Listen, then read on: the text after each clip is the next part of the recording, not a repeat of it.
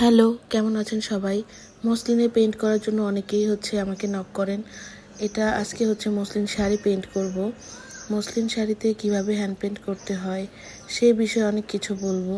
প্রথমে শাড়িটা আমি ফ্রেমে আটকিয়ে নিয়েছি। এরপর এখানে আমি এই শাড়িটা পেইন্টিংয়ের জন্য রংটাকে তৈরি করে নিয়েছি। অনেকেই জানতে চান মুসলিম শাড়ির রং কি আলাদা কিনা। রং আলাদা না, তবে রং তৈরি করার প্রসেসটা আলাদা। মুসলিম শাড়িতে যখন আপনারা পেইন্ট করবেন সেই ক্ষেত্রে রংটা হতে হবে ট্রান্সপারেন্ট, কারণ মুসলিম শাড়িতে যখন আপনারা ঘন রং ইউজ করবেন শাড়িটা ভারী হয়ে যাবে, রংটা ভালো করে শুকাবে না, তারপরে খসখস খসখস করবে, একটা সফট ভাব কোনোভাবেই শাড়িতে আসবে না। তাই সবসময় চেষ্টা করবেন মুসলিম শাড়িতে ট্রান্সপারেন্টভাবে পেইন্টগুলো করতে, তাহলে সুন্দর লাগবে, কাজটাও সুন্দর হবে। আর এটা পরার পরও ভারী হয়ে থাকবে না, কাজটা আরামদায়কভাবে পরতে পারবে। আর রংটা কীভাবে তৈরি করবেন সেই ক্ষেত্রে রেগুলার যে রেডি রঙগুলো থাকে সেই রেডি রঙের সাথে এনকে অথবা বাইন্ডার মিশিয়ে এটাকে পাতলা করে নেবেন। অনেকেই এখানে পানি মিক্স করেন। পানি মিক্স করলে কিন্তু রংটা আস্তে আস্তে ফেডেড হয়ে যাবে। একটা মুসলিম শাড়ির দাম কিন্তু কম না, বেশ ভালো দাম থাকে মুসলিম শাড়ির, অরিজিনাল মুসলিম শাড়ির। তো যখন এত দাম দিয়ে একটা শাড়ি কিনবেন সেখানে যদি আপনারা এই পানি ইউজ করা রং ইউজ করেন, দেখা যাবে অনেক দিন আর রংটা টেকসই থাকলো না। আপনার প্রত্যেক দিন তো মুসলিম শাড়ি ধোয়া হবে না, আপনি এক বছরে একদিন পরলেন, সেটা বাই এনি চান্স ধোয়া লাগলো, তখন দেখা যাবে রংটা আস্তে আস্তে ফেডেড হয়ে যাবে। আর কেন হবে সেটা তখন আসলেই বুঝতে পারবেন না। আর এতদিন পরে আপনি যে পেজ থেকে নিছেন সেই পেজে ধরতেও পারবেন না।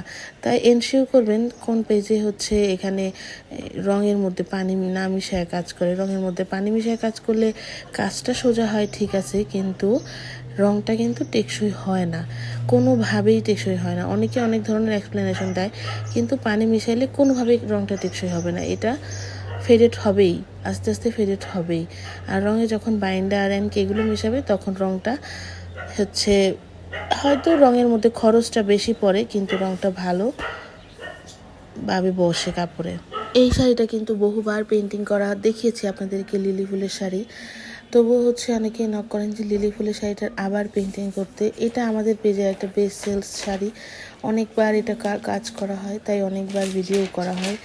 যদি ফ্রি থাকি আর কি, তখন আমি ভিডিওটা করি। সবসময় তো ভিডিও করা হয় না, কারণ লাইটিং কালার সব মিলায় আমি তো কোনো এক্সট্রা লাইট দিয়ে কালার করি না, মানে ভিডিওটা করি না। আমার ন্যাচারাল লাইটে যেই কালারটা আছে সেটা দিয়ে করি। তো সেই ক্ষেত্রে মানে আবহাওয়াটাও অনেক বেশি গুরুত্বপূর্ণ হয়ে যায়। যখন আবহাওয়া ভালো থাকে তখন আমি কাজগুলো ভিডিও করতে পারি। ইদানিং আমি ভয়েস ওভার খুবই কম দিচ্ছি। এটার কারণ আমি একটু ব্যস্ত, তার উপর অসুস্থ। ভয়েস ওভার শুনেই আপনারা হয়তো বুঝতে পারছেন, কিন্তু যারা আমার ভিডিও রেগুলার দেখেন তারা অনেকেই নক করে জিজ্ঞেস করেন, আপু কী হয়েছে, ভয়েস ওভার ভিডিও দিচ্ছেন না কেন, নতুন কাজের আপডেট দিচ্ছেন। নতুন অনেক কাজ করা হচ্ছে, কিন্তু আমি সব কাজের ভিডিও করছি না। আবার যেসব কাজের ভিডিও করছি ওই সব কাজ ভয়েস ওভার দিয়ে আপলোড করা, এডিট করা, আবার অনেক কাজ করছি, এগুলো জাস্ট পাঠিয়ে দিচ্ছি কাস্টমাইজ কাজ, সেগুলোর ছবি তোলা হচ্ছে না, ভিডিও করা হচ্ছে না। সব মিলে আর কি, মানে অসুস্থ থাকলে বা ব্যস্ত থাকলে যেরকম হয় ওই রকমভাবেই দিনগুলো কাটতেছে। এমন না যে কাজ হচ্ছে না, রেগুলার কাজ চলছে, নতুন নতুন অনেক কাজই হচ্ছে, কিন্তু নতুনভাবে ভিডিও আর ছবি তোলা হচ্ছে না। তবে সালতানাতে আপনারা ইদানিং কিছু কাজ দেখতে পারেন। এই ভিডিওটা আমি এইটুকুই রাখবো। এটার সেকেন্ড পার্টে কিন্তু বাকি সব কাজ দেখাবো আপনাদেরকে। এখানে গিল্টার লাইনার সহ আরও যত ডিটেলিং কাজ করেছি সব কিছুই আপনারা দেখতে পারবেন। তো যারা আমাদের কাছ থেকে মসলিন শাড়ি, তারপর